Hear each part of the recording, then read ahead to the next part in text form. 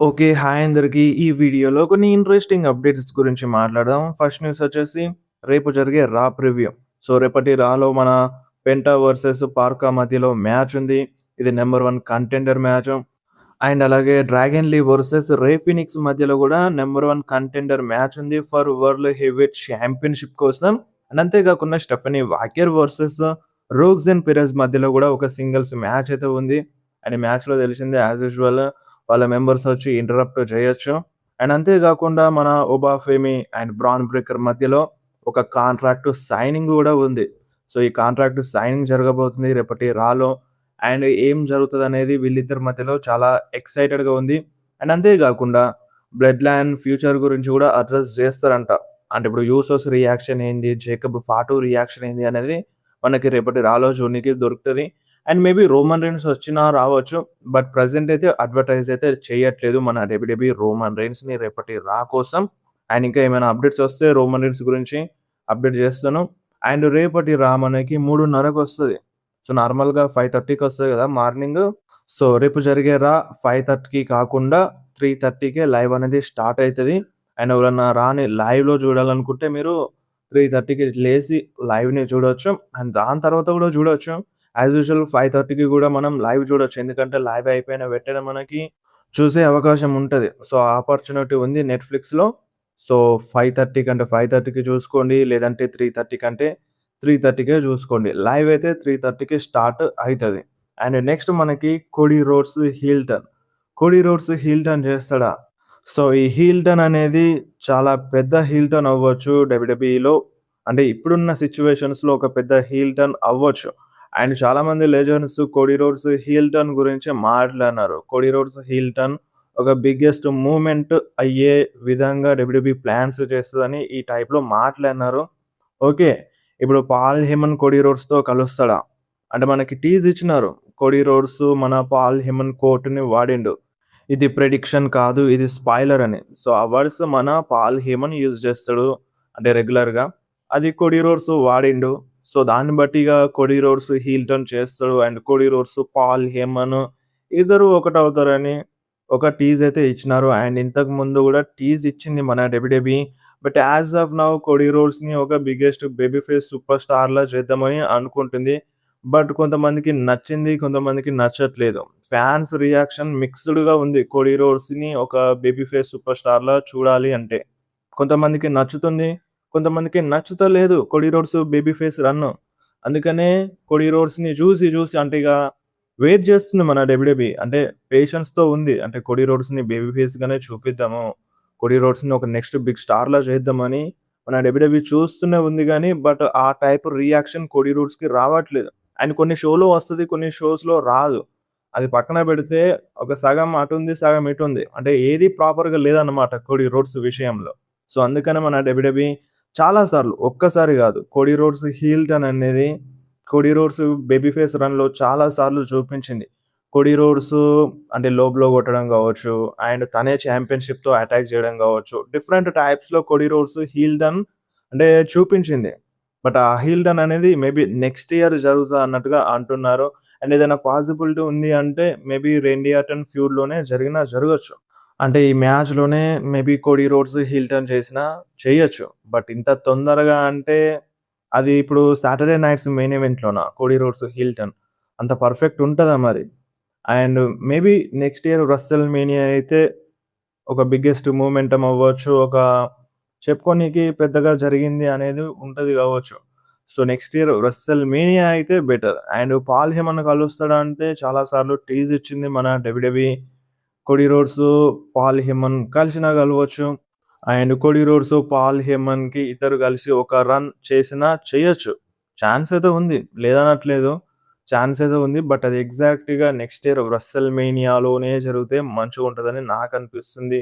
And ఇప్పుడు ఒకటి చెప్పండి. కోడీ రోడ్స్‌కి పాల్ హేమన్ అవసరమా? Cody Rhodes side Paul Heyman నిలబడాలా? నిలబడితేనే ఒక బిగ్గెస్ట్ పేరనేది వస్తదా కోడీ రోడ్స్‌కి?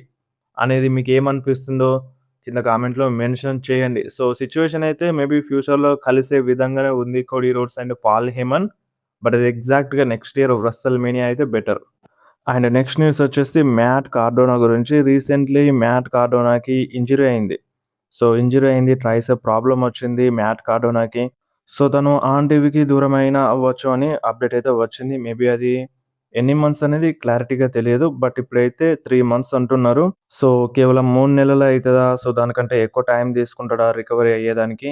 ఏది క్లారిటీ అనేది లేదు. అండ్ ఇంకొకటి చాలా రూమర్స్ వస్తున్నాయి. మన డబ్ల్యూడబ్ల్యూఈ చాలామంది సూపర్ స్టార్స్‌ని రిలీజ్ చేస్తది అని.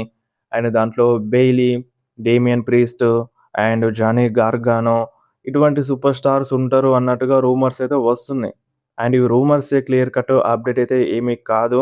అండ్ ఇంతకుముందు వచ్చిన అప్డేట్ ఏందంటే అక్టోబర్ మంత్‌లో చాలామంది డబ్ల్యూడబ్ల్యూఈ సూపర్ స్టార్స్‌ని మన డబ్ల్యూడబ్ల్యూఈ రిలీజ్ చేస్తది అని ఒక అప్డేట్ అయితే వచ్చుండే. బట్ ఆ సూపర్ స్టార్స్ వీళ్ళే అని రూమర్స్ అయితే వస్తున్నాయి. డేమియన్ ప్రీస్ట్‌ని డబ్ల్యూడబ్ల్యూఈ రిలీజ్ చేస్తదా? అండ్ రీసెంట్ టైమ్‌లో అంతగా ఎక్కువగా ఫ్యూల్‌లోనైతే చూపించలేదు. నార్మల్‌గానే చూపించింది. అండ్ జానీ గార్గానో విషయానికొస్తే జానీ గార్గానో కొన్ని నెలల నుండి పడుకొనే ఉంటున్నాడు. అండ్ ఇటు మన బెయిలీ చూస్తే బెయిలీ గూడా ఆఫ్‌లో ఎళ్ళిపోయింది. ఆన్ టీవీలో కనిపిస్తలేదు. సో, అందుకనే రూమర్స్ ఎక్కువైపోయినాయి. మేబీ ఈళ్ళని రిలీజ్ చేసినా చేయొచ్చు అని. సో, ఇవన్నీ రూమర్సే నిజం కాదు. కానీ రీసెంట్‌లీ బెయిలీ ఒకటి మెన్షన్ చేసింది యాడమ్ పియర్స్‌తో మనం మాట్లాడాలి అని. అండ్ యాడమ్ పియర్స్ గూడా దానికి రియాక్షన్ ఇచ్చిండు. నేనెక్కడుంటానో, నేనెక్కడ నీతో మాట్లాడాలో నీకు బాగా తెలుసు అని మన యాడమ్ పియర్స్ గూడా రియాక్షన్ ఇచ్చిండు. అంటే దీని అర్థం బెయిలీ మళ్ళీ వస్తది అని. కానీ రూమర్స్ ఏమంటున్నాయంటే ఈ సూపర్ స్టార్స్‌ని అందరిని రిలీజ్ చేస్తది అని. సో, ఇవి రూమర్సే ఏం క్లారిటీ అనేది లేదు. మేబీ జానీ గార్గానోని రిలీజ్ చేసినా చేసేది కావచ్చు. ఎందుకంటే కొన్ని రోజుల నుండి సేమ్ అట్లనే పడుకొనున్నాడు. సో, యూజ్ లేదని తీసేసినా తీసేయొచ్చు కొంతమంది సూపర్ స్టార్స్‌ని. బట్ ఆళ్ళెవ్వలు అనేది మనం క్లారిటీగా చెప్పలేం. అండ్ నెక్స్ట్ న్యూస్ వచ్చేసి ఏజే స్టైల్స్ కొడుకు ఎవరీ స్టైలెస్ టీఎన్ఏకి సైన్ చేసిండు. సో, టీఎన్ఏలో వచ్చిండు. సో, టీఎన్ఏకి ఏజే స్టైల్స్‌కి ఉన్న సంబంధం కొత్తగా చెప్పాల్సిన అవసరం లేదు. మన డబ్ల్యూడబ్ల్యూఈకి రోమన్ రీన్స్, అండర్‌టేకర్ ఈళ్ళెలానో అండ్ టీఎన్ఏకి ఏజే స్టైల్స్ అలాగా. సో, టీఎన్ఏలో మంచి పేరు సంపాదించుండే మన ఏజే స్టైల్స్. సో, అంత మంచి పేరు మన ఏజే స్టైల్స్ కొడుకు ఎవరీ స్టైలస్ గూడా సంపాదించాలని కోరుకుందాం. సో, చూద్దాం ఫ్యూచర్‌లో ఎంత మంచి పేరు సంపాదిస్తాడో. అండ్ నెక్స్ట్ న్యూస్ వచ్చేసి ఈఎస్‌పీఎన్ వాళ్ళు మళ్ళీ ప్రైజెస్ పెంచేసినారు. సో, సబ్‌స్క్రిప్షన్ ప్రైస్ పెంచేసినారు. ఇక్కడ గాదు యూఎస్‌లో. సో, యూఎస్‌లో ప్రైజెస్ అనేవి పెంచేసినారు. సో, మనకి ఎలాగో నెట్‌ఫ్లిక్స్‌లోనే వస్తది కాబట్టి పెద్ద ప్రాబ్లమ్ ఏమీ లేదు. యూఎస్ వాళ్ళకి కొంచెం ప్రాబ్లమ్ అని చెప్పాలి.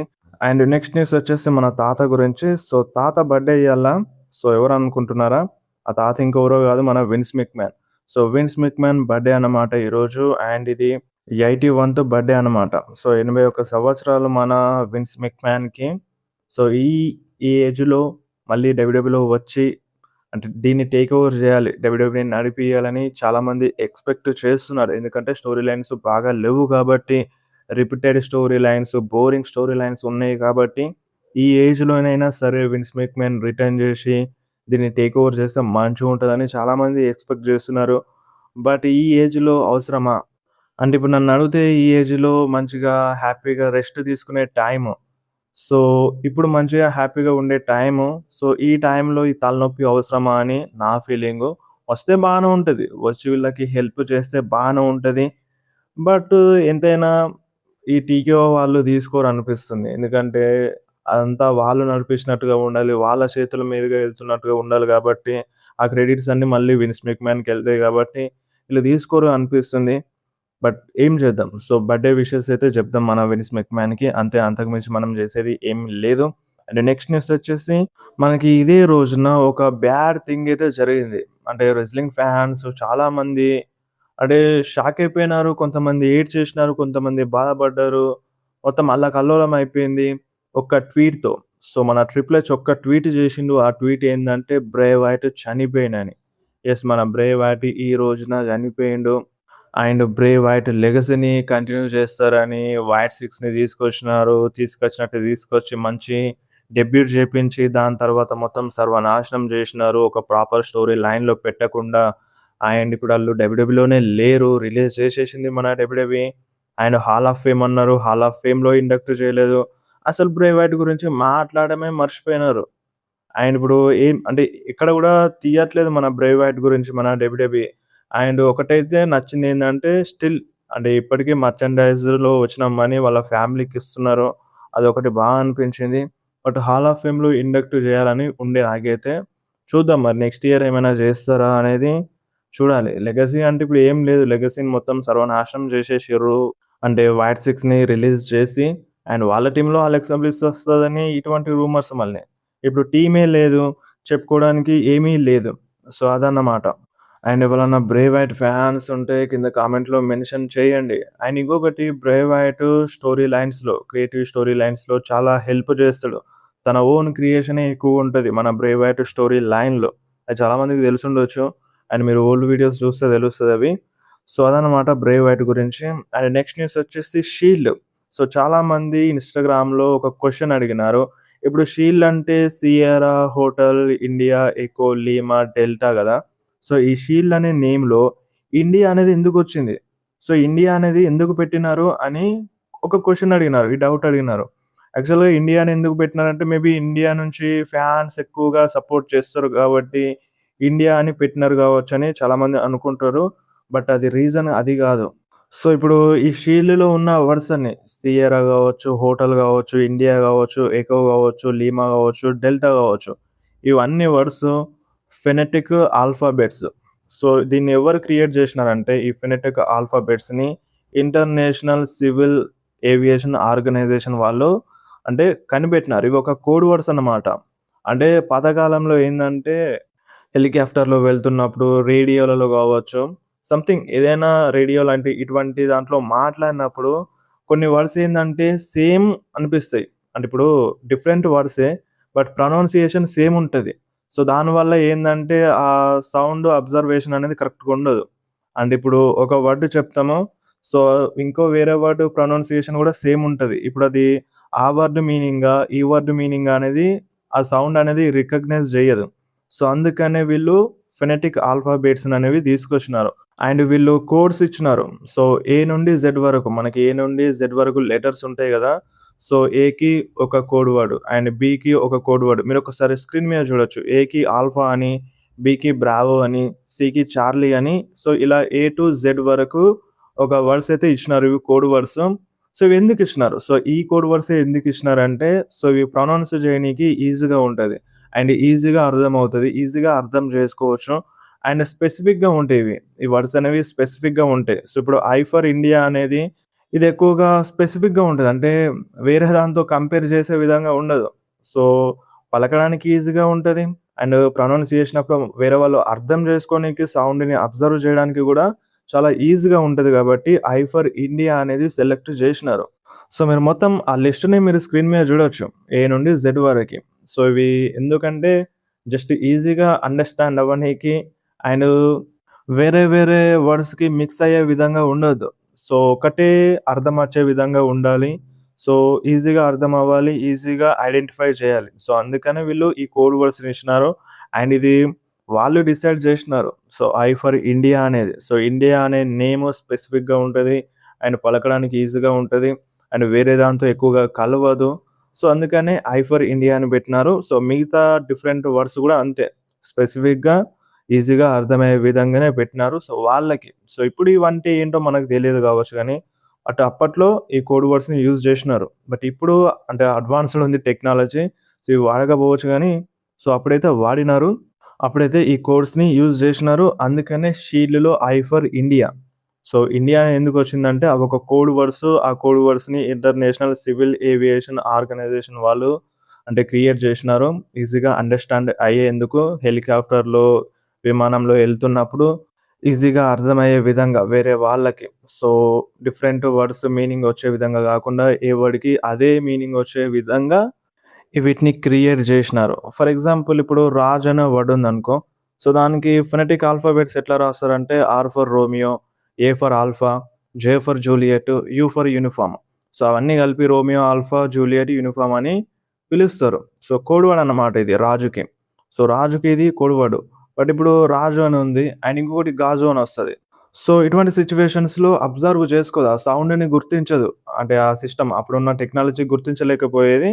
సో, సిమిలర్‌గా ఉంటది. రాజు, గాజు కావచ్చు. జస్ట్ నేను ఎగ్జాంపుల్‌కి చెప్తున్నాను మీకు అర్థం అవ్వనీకి. అప్పుడు అది రాజా, గాజా అనేది ఏం అర్థం కాదు. సో, ఇప్పుడు రాజ్ అనే స్పెల్లింగ్ ఆర్ఏజేయు. సో, ఈ ఆల్ఫాబెట్స్‌తో అది ఈ ఆల్ఫాబెట్స్‌ని యూజ్ చేస్తే అది రాజు అని తెలుస్తది. అండ్ గాజుకి వేరే డిఫరెంట్ లెటర్స్ ఉంటాయి కాబట్టి సో, ఆ లెటర్స్ కోడ్ వర్డ్స్ అనేవి డిఫరెంట్‌గా ఉంటది. సో, ఈ కోడ్ వర్డ్స్‌తో ఈజీగా గుర్తించేవాళ్ళన్నమాట. అది రాజువా? గాజువా అని. సో, అదన్నమాట సింపుల్‌గా చెప్పాలంటే. ఈ వర్డ్స్ అనేవి సింపుల్‌గా ఉండాలి. ఈజీగా అర్థమవ్వాలి. వేరే వానికి కూడా ఈజీగా అర్థమవ్వాలి.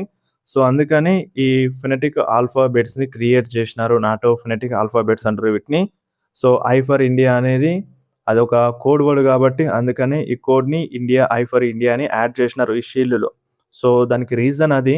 సో, ఇప్పుడు ఓన్లీ ఈ షీల్డ్‌లో ఐ ఫర్ ఇండియా అనే గాదు. Sierra, Hotel, India, Echo, Lima, Delta అనేవి అన్ని వర్డ్స్ గూడా అవి కోడ్ వర్డ్సే. అవన్నీ గూడా నాటో ఫొనెటిక్ ఆల్ఫాబెట్సే.